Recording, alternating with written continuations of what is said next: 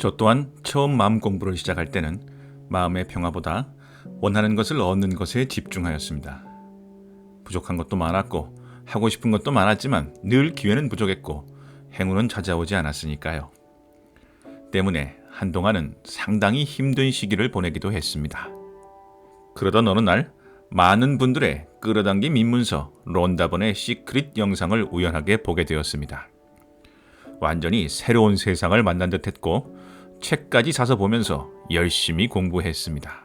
그러나 눈에 띄는 효과는 나타나지 않았습니다. 어떤 일은 쉽게 끌어당겨지는 듯 했지만 어떤 일은 전혀 작동하지 않았죠. 그러나 저는 실망하지 않고 시크릿에서 이야기하는 여러 방법들을 실천하고 또 실천했습니다.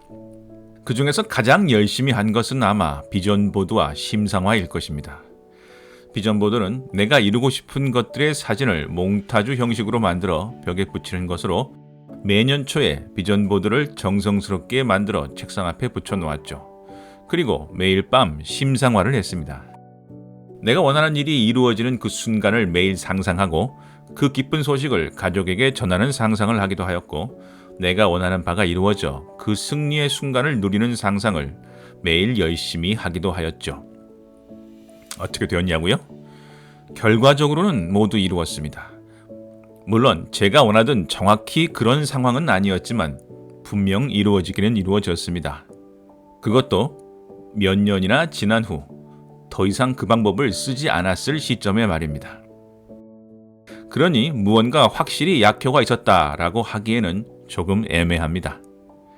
이후에 저는 심상화의 방법을 조금 더 발전시켜 미래 기억법을 만들었고, 저한테는 훨씬 효과가 좋은 방법이었습니다. 저는 이 미래 기억법을 통해 지금은 제가 꿈꾸는 풍요롭고 자유로운 삶을 살고 있습니다. 미래 기억법에 대해서는 링크를 남겨놓겠습니다. 많은 분들이 하는 끌어당김 실천 방법 중 하나가 100번 쓰기입니다. 저도 100일 동안 한 문장을 매일 100번 쓰는 방법을 써보았습니다. 중간에 고비도 있었지만 결국 해낼 수 있었죠. 100번 쓰기의 요령은 이렇습니다. 자신이 이루고 싶은 일에 대한 문장을 과거 시제로 쓰는 것입니다. 나는 공무원 시험에 좋은 성적으로 합격했다. 이렇게 말입니다. 많은 분들이 되도록 정확한 날짜와 디테일까지 첨가하라고 조언합니다. 나는 2024년 12월까지 1억을 벌었다. 이렇게 말입니다. 저는 외부적 성취가 아니라 내면의 믿음을 강화하기 위해 100번 쓰기를 하였기 때문에 디테일은 필요 없었습니다. 100번을 쓸 때는 반드시 노트에 손으로 써야 합니다. 워드에 타이핑을 하는 것은 효과가 없습니다. 내 손이 내 머리의 지시를 받아 내 글씨체로 같은 문장을 쓸 때 그 문장이 품고 있는 확신과 긍정의 에너지가 다시 몸과 정신으로 피드백되기 때문입니다. 글로 쓰는 것은 모호한 생각을 사실로 만드는 힘이 있습니다. 글로 적는 순간 모호한 에너지가 확정적 에너지가 되는 것입니다. 중요한 점은 단 하루도 거르지 말고 100번을 연속해서 써야 한다는 것입니다. 만일 중간에 하루를 건너뛴다면 그 다음 날부터 다시 100일을 써야 됩니다. 쉽지는 않죠.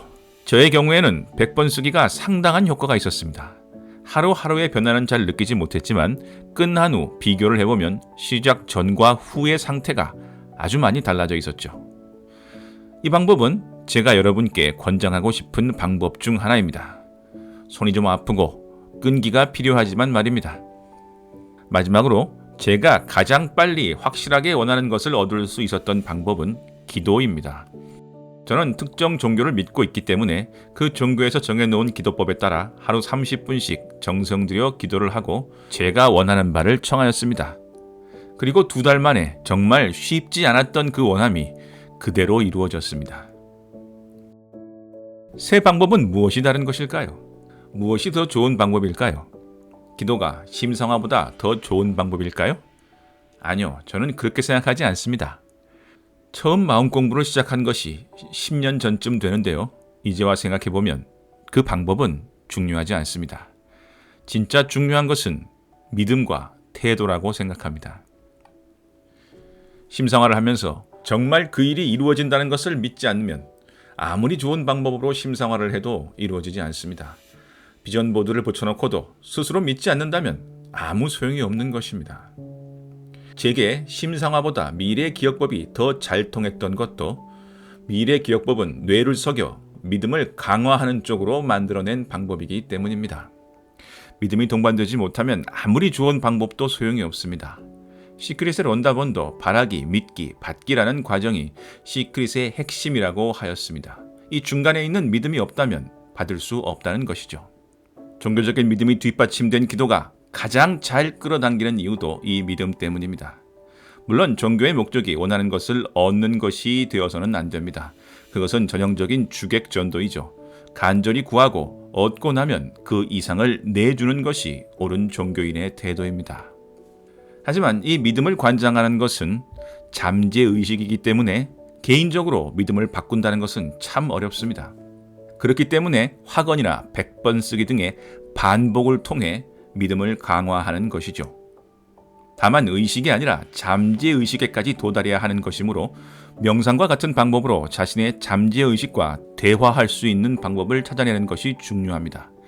잠재의식과의 대화 통로를 열지 않은 채 기계적인 반복은 큰 의미가 없습니다. 일단 대화의 통로가 열리면 반복적으로 잠재의식에게 믿음의 말을 해주세요.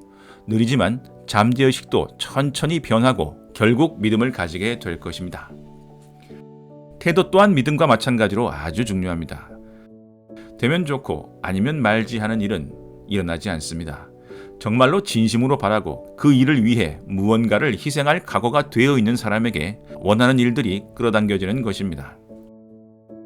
다음으로는 지금 당장 일어나지 않는다 하더라도 포기하지 않는 태도입니다. 이건 역시 믿음의 영역이죠. 스스로에게 이 일이 내게 오는 것을 얼마나 기다릴 수 있는가 하고 물어보세요. 그 인내심의 길이가 이 일을 끌어당기는 당신의 태도를 말해줄 것입니다. 결국 우리는 우리에게 정말로 필요한 것들만 끌어당길 수 있는 것입니다. 기꺼이 희생하고 기다리고 인내할 수 있는 일들만 우리의 삶에 나타나는 것입니다. 믿고 기다린다면 끌어당김은 반드시 이루어집니다. 하지만 아무 일이나 끌어당겨지는 것은 아닙니다. 이렇게 질문해 보겠습니다. 당신의 인생에 당신이 원하는 딱 한 가지만을 끌어당길 수 있다면 당신은 지금 원하시고 계시는 이 일을 계속 원하시겠습니까? 망설이지 않고 예스라고 답할 수 있다면 그 일은 반드시 당신에게 일어납니다. 여기까지 시당한이었습니다. 감사합니다.